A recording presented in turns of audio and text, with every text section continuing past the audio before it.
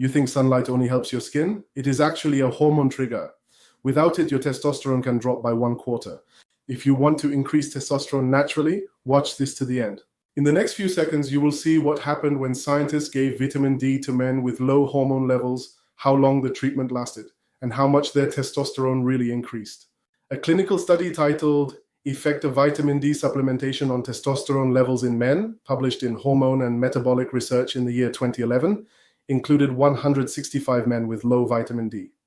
They took vitamin D every day, about 3,300 international units, for 12 months. At the beginning, their testosterone was low.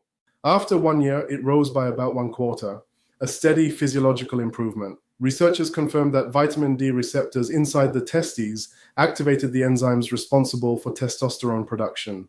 That means sunlight is not cosmetic, it is hormonal. When you restore vitamin D, you restart the very first step of testosterone production. Vitamin D improves luteinizing hormone sensitivity and directly activates Leydig cells, turning cholesterol into testosterone naturally, without medication, without risk. If you want to learn the full synergy, how vitamin D works together with magnesium and omega-3 to raise testosterone safely, go to my channel and watch the long version video.